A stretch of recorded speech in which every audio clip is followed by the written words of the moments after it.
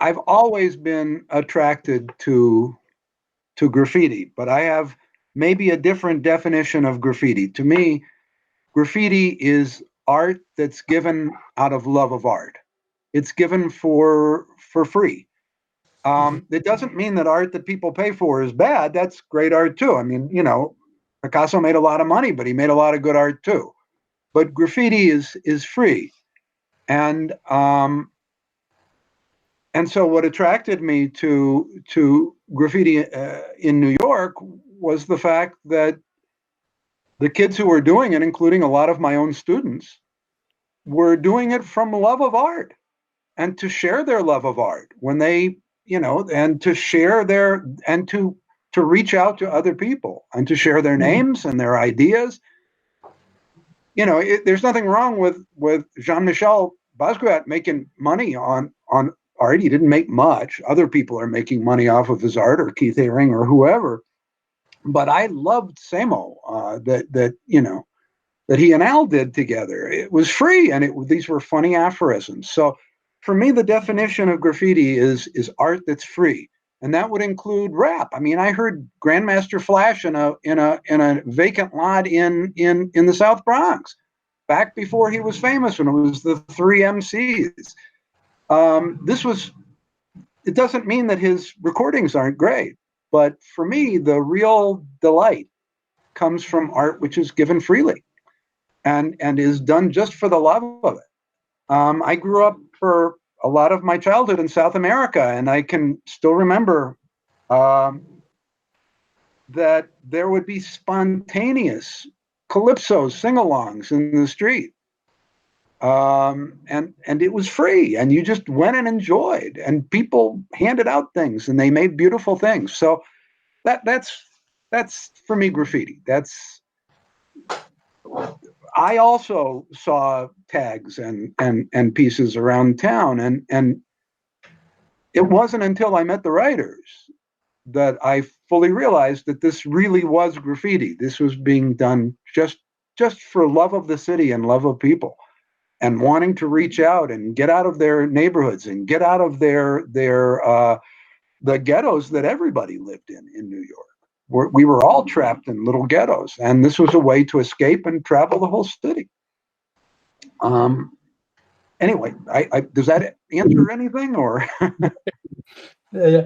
The thing is, do you think that graffiti and hip hop has which educational value has for you this kind of as a professor when you use it to reach to your students? Which properties Well, you have? I, I was never a professor, just a school teacher, and teaching, good teaching, I think. I mean, at least teaching that I enjoy is based on graffiti. It's based on freely giving stuff back and forth. It's based on creating art for the love of it. Nobody's getting paid other than me in the classroom, and I'm the beneficiary of all of this free, wonderful ideas and all these. It's graffiti. Education at its best is graffiti. It's people sharing their treasures with each other and their love of poetry, of art, of anything with each other. And that's what teaching school was about. I mean, I spent more than 40 years being the beneficiary of gifts. All I had to do was go into the room and sit down, and people gave me beautiful presents of ideas and art. And the graffiti movement in New York was just that writ large. It was people like my students, including many of my students, going out and sharing with everybody, not just with me. Yeah. And I mean, people have been. I can remember. I mean, I left the United States when I was about 4, but even so, I can remember rap from my neighborhood. Rapping in those days had a different meaning, but the kids in my neighborhood would, we all knew how to we all knew rhyming slang. We all knew how to how to rap on people's mothers. I mean, what is, your mother's a door handle. Everybody gets a turn. Your mother's a pie. Everybody gets a piece. These may be insulting, but they're metaphors and they're poetry, and that's what it was all about. It was just, you know, I've been the beneficiary of graffiti my whole life. When I lived in Suriname for 6 years, um, I used to go to what were called lovey singies. In Paramaribo, where I lived, the men all worked in the mines, and the women lived in the city.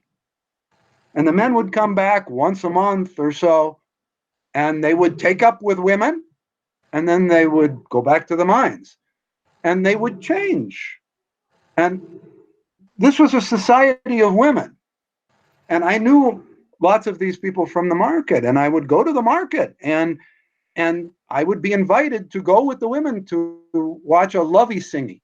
A lovey singy was when people would go to the house of a woman whose man had left her, right? And they would get her, and to cheer her up, they would take her to the house of the woman who now had the man, and they would sing to her. And it was called the lovey singing. And the idea was to cheer up the woman whose man had left, but also to warn the other woman that this guy was not so great. So they would sing these songs about this guy's shortcomings. He's no good. He drinks too much. Yeah, just to warn the new woman. It was an act of love, and it was music. I can still remember one of the songs, and these songs all disappeared. They weren't traditional songs. Dimi gona fosi, dimi se wantata, dimi se bibaruba ye, turue, turue, dimi se bibaruba ye. I heard that once, and it's stuck in my head forever. And what they were singing about is, they were just sharing their love for each other. Nobody was mad at the woman who got the man. The woman who lost the man wasn't mad at the new one. She just felt like, I better warn you that he likes to go to the corner and drink all the time, and he'll spend all your money and stuff like that. So that's graffiti. I've been surrounded by all of this stuff all my life, and all I had to do was sit around and listen. So it's unusual for me to be talking so much. I'm not a big talker. My whole life has been sitting around listening to other people. And I'm much more interested in that than I'm not an art critic. I'm not a theorist, and I haven't kept up with graffiti until you and Jaume and Fernando and other friends came to me and told me about it. I didn't know there was graffiti in the world. I learned that from you all because I was too busy learning about other stuff. Um, each year. I mean, you've never lived till you've taught I taught English to kids from 190 countries, speaking like hundreds of languages, and they all brought wonderful things, and they all brought their love of art to the classroom. So I got distracted. I'm delighted that graffiti went on. When graffiti disappeared in New York, it broke my heart. I thought graffiti was over. And then you invited me to Spain, and I saw that it was alive. It was just wonderful. It made me very happy. All these people, I mean, think of it. Jaume is out writing Odin. You can see his pieces all around Barcelona. You know, uh, you know, Pedro gave his art to Lisbon for free for people to enjoy. You not only wrote, but you're still giving for free. I've been to your events. And let me explain what Contorno Hermano does. They go into a plaza in a little neighborhood, someplace, Florida or whatever. Find a neighborhood, right? And they'll take a bunch of big white cardboard boxes and pile them up and make a wall. And they'll put out a whole lot of cans of paint. And pretty soon, kids are painting with their grandmothers and their grandfathers and their mothers and fathers and aunts and uncles. And this gorgeous art is created for free. And the art is not just what they put on the wall. It's what they're feeling. It's all the laughter and the talking and the competing and it's just amazing. The language is beautiful. Everybody's talking. So, that's that's the only thing I have to contribute to the world of graffiti. I took a bunch of bad pictures. I'm not an artist or a photographer, and I took a book that was written by my students and I copied it and submitted it for a doctorate, which I don't didn't need because I don't need a doctorate. I'm not a professor. I'm a teacher, so I didn't need it. But I did it anyway. But that's it. That's the whole story. I'm it's my life is one of stealing from children and other people. That's I soak all this stuff up. Graffiti disappeared in New York because of prosperity. When the city was bankrupt and was poor, the city was filled with art. I could go and see beautiful murals on every train and on walls all over the city, and the art traveled throughout. And the city was bankrupt, and so nobody worried that much about it. And so the city was made beautiful by its own people. By all these kids went out and made the city beautiful. And then when the city was becoming more gentrified and more prosperous, millions and millions of dollars were poured into the destruction of graffiti, into driving the rappers out of the parks. I used to be able to go every night and listen to rap. And I'm talking about some famous people too.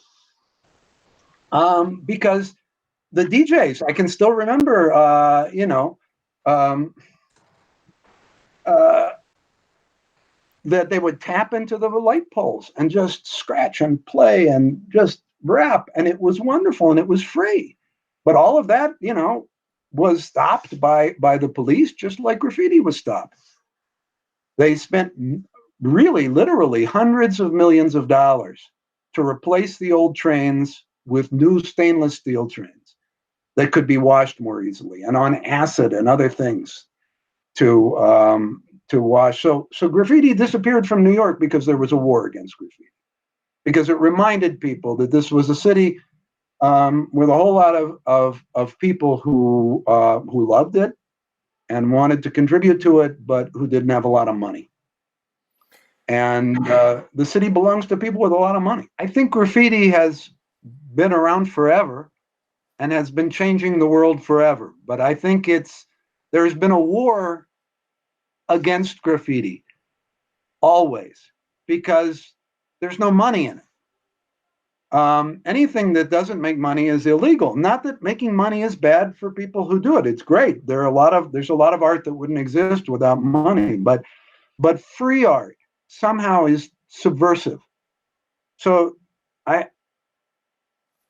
the graffiti that was painted on trains by my students, for example, that wasn't, like I said, my first experience of graffiti. I'd been reading poems on bathroom walls and seeing names everywhere on the walls and reading wonderful statements.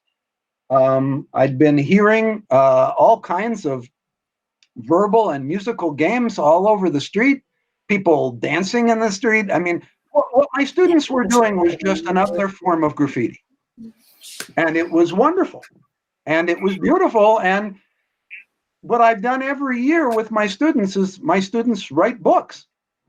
Um, since I'm interested in what they do, and my job is to teach them to read and write English.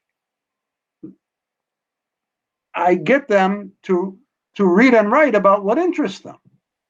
So whether it's Dinka folk tales or rap or subway graffiti, my job is to get them to write about it and to read about it, to read each other's writing. And so every year for 40 years, we've produced some form of a book. There's only the one that got published, the one about subway graffiti. But my students have been endlessly creative. I have to say that my experience with subway graffiti changed my life. That the enthusiasm and the creativity that my students brought to that um, changed me. I had gone to school my whole life and been told things and taught things. When I walked into that classroom or those classrooms, my five classes at at the High School of Art and Design, and saw what my students were doing, it wasn't a good time for me to be talking, only to be listening. And that's what I learned. It changed my way of teaching. I no longer felt a great obligation to teach anybody grammar, since English doesn't have grammar anyway. My obligation was to find out what people were interested in and get them to talk about it. And it was an amazing experience because the students took me into the streets. They took me to the writers' corners. They took me out. They introduced me to their friends. And my life expanded tremendously because of them. I met all kinds of wonderful people and heard all kinds of great stories.